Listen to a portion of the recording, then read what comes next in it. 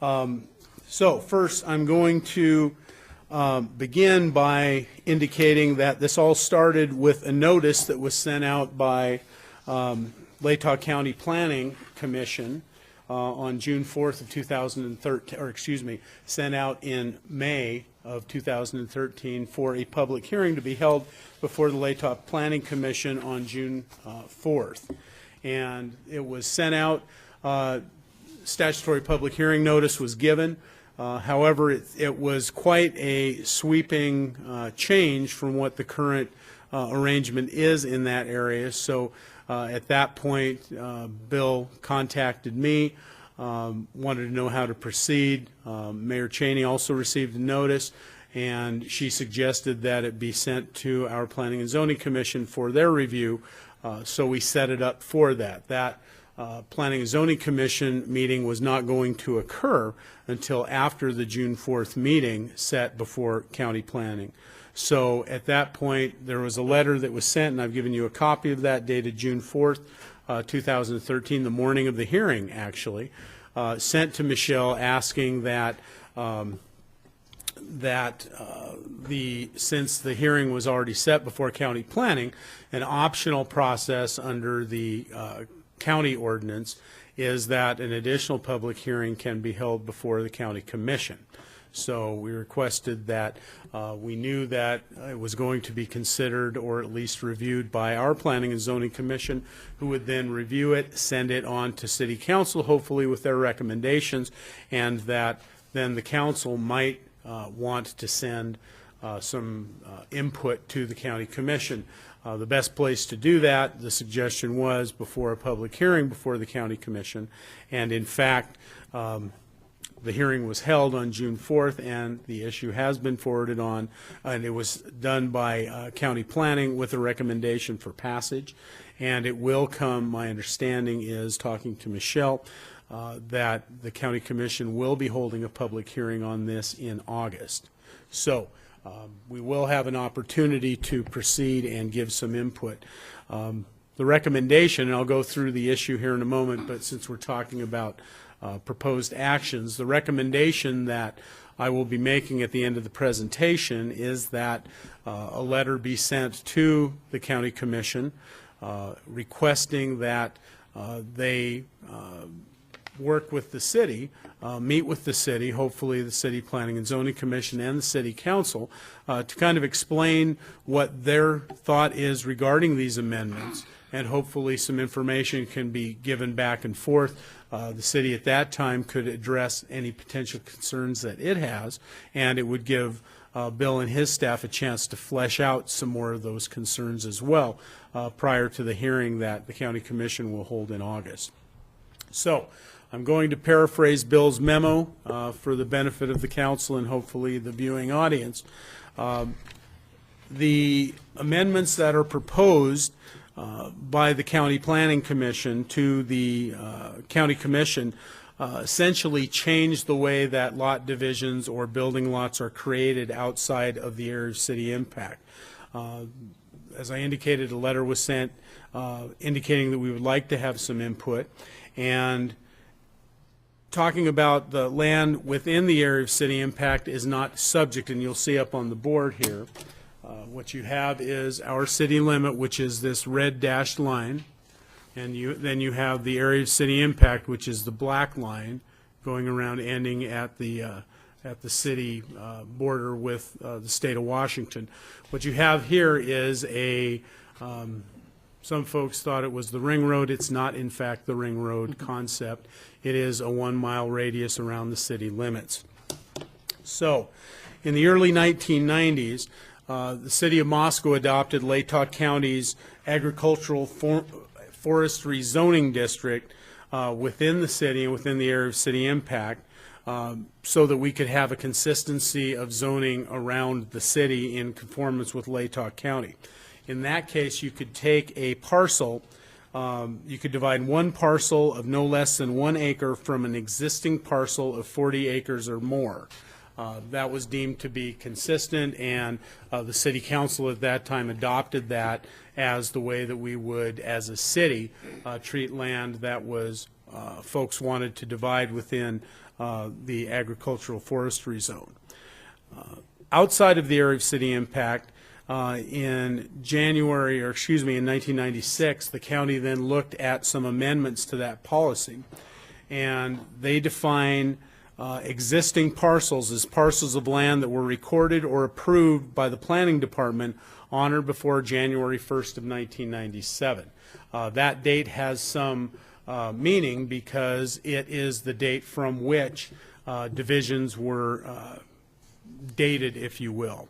So existing parcels are generally the only parcels of land that are eligible for a land division that would create two buildable lots within that area. Under the county's current land division requirements, existing parcels may be eligible for a land division either based upon the overall parcel size or upon the quantity of less productive soils as classified by the Soil Survey of Latah County. So there were a couple of elements, and obviously Michelle could be a little more eloquent than I am on defining them. But existing parcels within that area are eligible for division under 4 different circumstances. Existing parcels, and these are existing as of on or before January 1st of 1997, not afterwards. Existing parcels that were 160 acres in size or larger are eligible for 1 division for every 160 acres. Existing parcels that contain at least 10 acres but less than 40 acres of less productive soil are eligible for 1 division of property. Existing parcels that contain more than 40 acres of less productive soil are eligible for 2 divisions of property. And no new parcel created based upon soils can contain more than 5 acres of productive soil. The policy behind these amendments, or behind this policy, was to retain the rural nature of Latah County and protect productive farmland. As Bill indicated in his memo, it didn't really affect that much property outside of the city limits, as Moscow is built in the bottom of the valley, and there are very productive soils outside, at least within the area of city impact. So you're really talking about areas that exist likely without the area of city impact at this time. At that time, under the existing land division standards, the county estimates there may possibly be 18 parcels located outside the area of city impact, but within 1 mile of the city that could possibly be eligible for a land division if they were all determined to be existing parcels. And the reason that Bill qualified that in his memo is that existing parcels require that you do a title search, go through records to determine what was existing as of January 1st, 1997. So you have to look at the nature of the property and the history of the property to determine if it in fact meets the county's definition of an existing parcel. You will tell me if I'm screwing this up, right? Okay, thanks, Michelle. Okay, there are proposed amendments that are under consideration, which brings us here tonight. Several changes, and I'll go through those one by one, but I think it makes sense when you look at an analysis of the number of parcels outside the area of city impact within which these amendments do not apply, correct?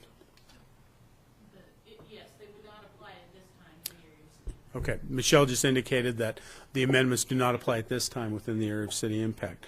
But there could potentially be as many as 84 parcels within the area that you see here. And if you look at the light blue areas on the board, the greenish blue. Yeah, greenish blue.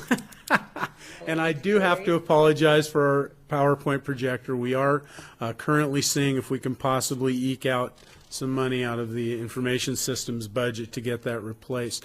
It is a problem with the boards, LED boards within the projector. It's not just a lamp. We've already tried that, so it requires changing it out.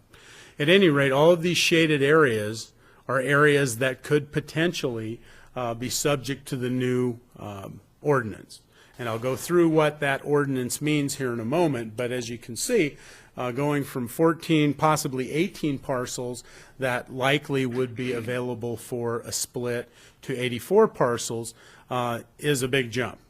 Now, as Michelle just verified, the area of city impact, it does not apply at this point, and the city will expand. As you can see, the area of city impact just to the east is within a quarter of a mile, I believe, of the city limit at this time. That's our closest point.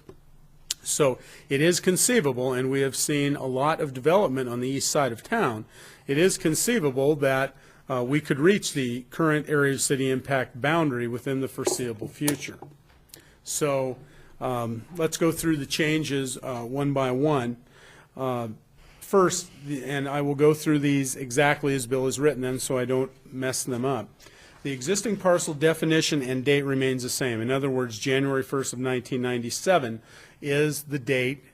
If there was an existing parcel, it had to be eligible on that date. The only change proposed is a new provision that would change the status of new parcels to existing parcels 30 years after their creation, what we, at least in my office, call resetting the clock. So after 30 years, an existing parcel or a parcel becomes an existing parcel. So it could trigger another set of divisions, correct? Getting the nod from Michelle.